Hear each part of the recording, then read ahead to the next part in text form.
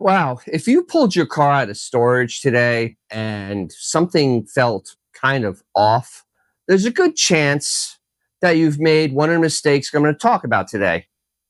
And I don't mean you didn't wash it before you put away. It's the kind of mistakes I'm talking about, the ones that quietly cost you real money while your car was just sitting there. When we're talking about protecting our hard work in these cars, and they are a real asset now. I mean, they actually have real value. Most guys think about insurance and keeping the miles down. It's the obvious stuff, but the damage that happens in storing, it's the type of stuff that sneaks up on you. It's slow and quiet, and by the time you realize it happened in spring, the damage is already done. I'm going to walk you through 6 of the biggest storage mistakes classic car guys do.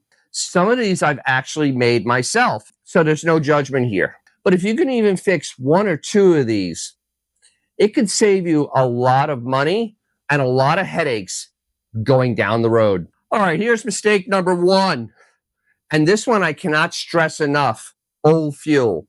Especially now, since most fuel has ethanol in it, this is a very serious, serious thing.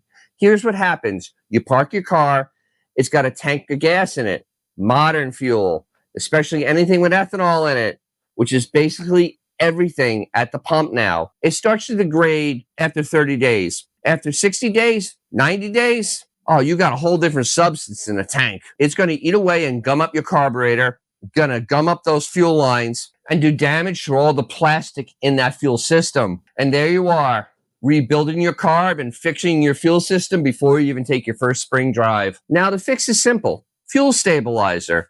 You add it before you park your car. You run it for about 10 minutes, let it go through the whole system so it's actually in the car, and you're done. Now, personally, I use this. It's Stable 360 Marine. As you can see, it's an ethanol treatment and stabilizer. And it's not a sponsor. This is stuff I actually use, and I use it in all my classics, including the BMW. This stuff is inexpensive. It's $10 to $15, and it's a heck of a lot cheaper than a carburetor rebuild.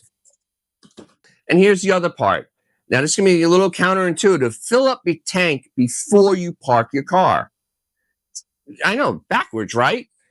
No, but a full tank has less airspace in there. Now, less airspace means less condensation. Less condensation means the fuel doesn't have air in there and water to help break it down. And you're not fighting rust inside your fuel system. So basically, full tank, fuel stabilizer, run it. That's the whole routine. Simple as that. Mistake number 2, the battery. This is one that's very easily preventable. So here's something that's actually kind of interesting. And I say interesting, I mean, it's frustrating. Lead acid batteries. When they sit, not connected to anything, they just discharge all by themselves, slowly. And over the course of the winter, it completely drains itself.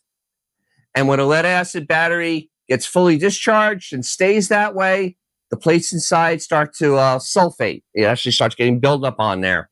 And when that happens, it's usually done. So it won't hold a charge the way it used to, and eventually it won't hold one at all. So you come out in the spring, the car won't start, you jump it, throw a charger on it, fires up, but you've got a battery that's running like at 70% of what it should be. And you don't know that. You just think the car is running fine. There's a couple of fixes. First one is what I do on my classic cars. I use an AGM battery. It's a absorbed glass matte battery. There's no liquid in there. It is a sealed battery. You could keep them upside down. But the other advantage of them is that they slowly lose their discharge. It's a very good thing. Plus, you don't get the buildup from the fumes that you get on a regular lead acid battery. The other thing is putting it on a charger, a trickle charger. Set it and forget it kind of maintainer that keeps the battery at the right voltage without overcharging it. Now, you probably have seen my past videos. I mean, I have them on both my car. I use just good battery chargers that have a desulfifying setting on them also to help keep the battery healthy. They're not that expensive, and they will save your battery over time. Now, if you can't run power to where your car is stored, I mean, I get it. Not everybody can. At a minimum, disconnect the negative terminal before you park it. It's not as good as maintaining it, but it slows down the discharge significantly. Okay, mistake number 3. And this one was a hard lesson for me.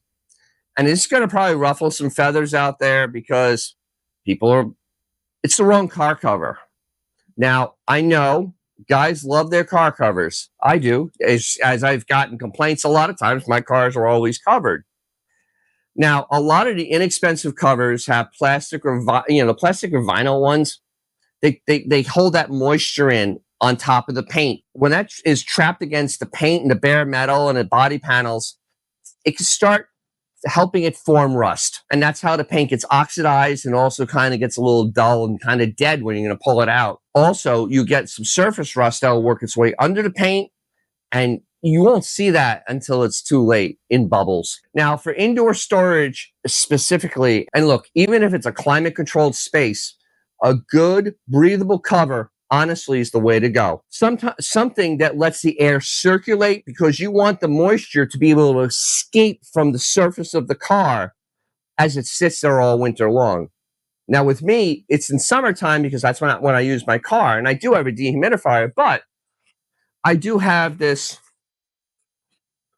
soft inside car cover. It's like a felt on here. Very important. Now, the other thing I want to talk about is if you have a regular garage like mine, most of you do, the other thing I tell you is make sure that the cover is clean before you put it on the car. And make sure the car is clean before you put it on the car. Grit and dirt under that cover is sandpaper, and it will wear on your paint. It'll scratch it. Every time someone walks by and the cover shifts a little bit, those micro scratches on your paint that are hard to get out. It doesn't seem like a big deal till you pull the cover off in the spring and the paint looks dull and scratched. Breathable cover for indoor storage is the way. There are plenty of good ones available on Amazon. They're like $70. It's worth the investment. Trust me. All right, I'm going to stop here for a moment because I want to see your comments below. Hey, drop me a comment below about, something you've done wrong when you stored your car, because we've all been there and done that. Because this is a good thing about the community. We can all learn from each other. Now, mistake number 4. This one's kind of hard. It's the tires specifically. And what happens to the tires is that they just will sit. So this is one of those things where it kind of depends on how long you're storing your car. A couple of months, probably not a huge issue. But extended storage, we're talking like 4, 5, 6 months, a year. Tires can develop flat spots. The car's weight pressing down on the same spot all winter long, especially if the tires are slightly underinflated because, the air came out of them because it's cold, actually can deform the tires, make them square. Sometimes it goes away after you drive a bit. Sometimes it doesn't. And then there's a dry rot issue. As tires age, the rubber starts breaking down over time. It just naturally happens. And cold temperatures actually speed this up. Cracking on the sidewalls, especially on the tires that already have a few years on them, is a safety issue, not a cosmetic concern. I would suggest treating the tires with a good rubber treatment to keep them softer and pliable, like 303, stuff that is not silicone-based, so it actually can keep the rubber healthy. That's a good start. Another thing to do is to inflate the tires. Now, to the correct pressure. Don't put 50 pounds in them if it doesn't call for it, just so it is supporting the car as it should. Now, if you're really storing it for a long time and you can't move it 6 feet either way, get it up on jack stands. That will get the weight off the tires. Make sure you put pads on the jack stands so when it's sitting on the frame, it won't have contact with there that can cause any type of issues. I know that everybody doesn't have space or equipment, but if you can, please, this is like one of the best things you can do. And so the first thing you do when you pull that car out in the spring, look at the tires. Just check the sidewalls. Don't just glance at them.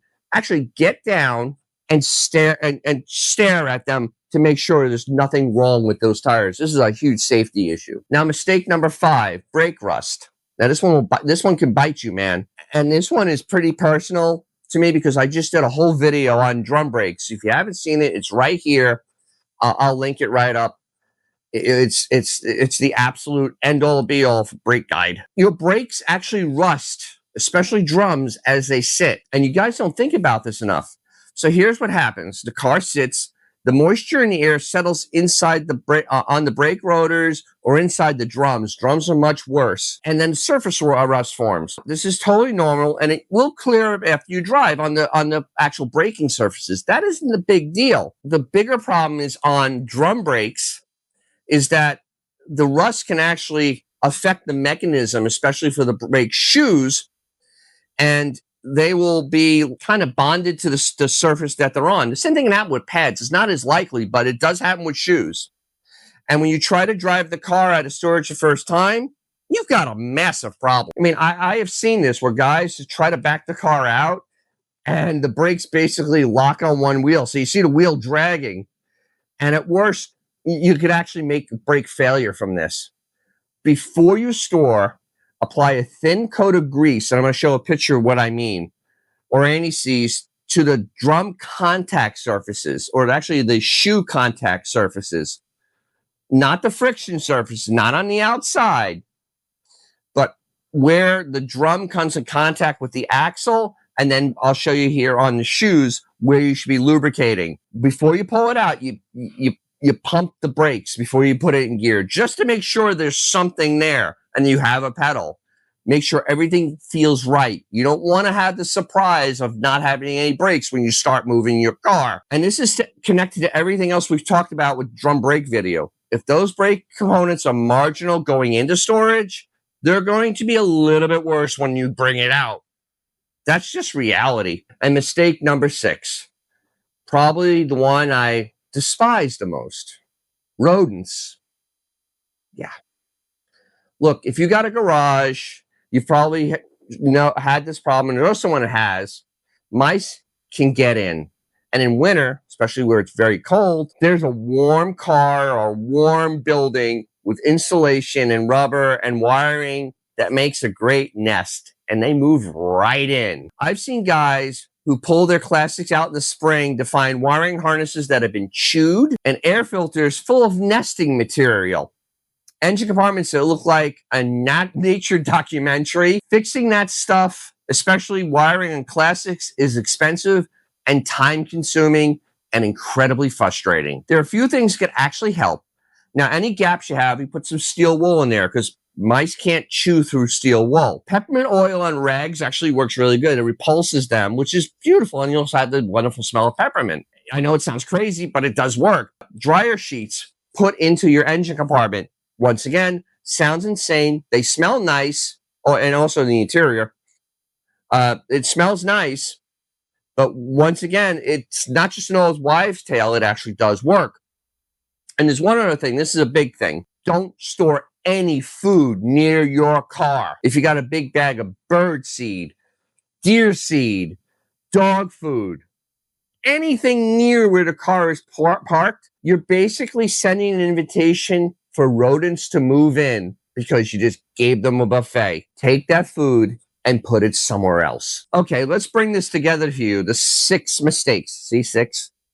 And 6 fixes. And I'm going to put these on screen right now so you can screenshot them if you want. All right, number 1, going into storage. Number 1, fuel stabilizer at a full tank.